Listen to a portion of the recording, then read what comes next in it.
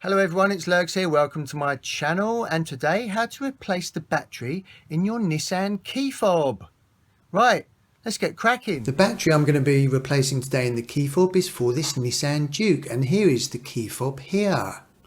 So let's just have a quick look around here. And we need to get the case off to get the battery out. So what you do is at the back here, you see that little divot?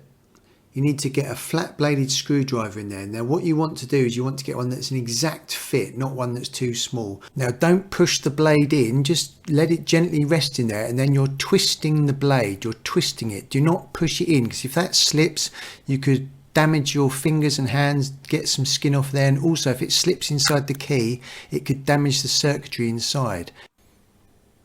And there we go, the case is now open, my lad.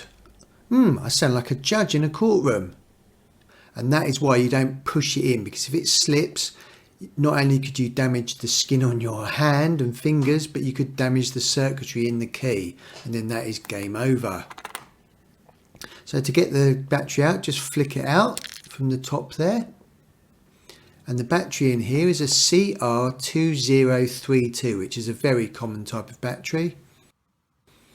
Now I got a whole packet of these from a local hardware shop, and to put it in, push it in from the top and just push it against those springs there. If you see those two springs at the bottom, you need to just push it in, and then it's nice and secure. The battery goes in upside down, as it were, so it's facing the positive sides on the other side. Now to get the case back on, just line it all up and then squeeze it with your fingers. Now because the battery on this key fob has never been replaced, this casing is very stiff. And I've got quite strong hands, and I'm squeezing it as hard as I can, and I cannot get it shut. I really am trying here. So plan B is just to get a pair of pliers and just give that a squeeze. But we don't want to damage the casing on the key, so just get a rag or a sock or anything and just wrap it around the case, and then put your pliers on there and just give those pliers a gentle squeeze, and you'll get much better pressure. And the case is now closed. Oh, I sound like a judge in a courtroom. What do you call a judge with no fingers? Just his thumbs.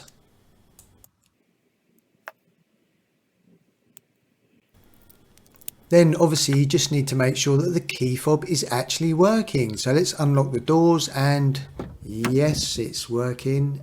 And oh, look at that. It's a lovely cup of tea. Oh, cup of tea. If you're going to be working on the motor or your key fob, always have a lovely cup of tea. If you found that video useful, please subscribe by pressing this button down here. I really do appreciate you visiting my channel. And if you'd like to select any other videos around here, that would be really cool. And be sure to hit that bell notification tab.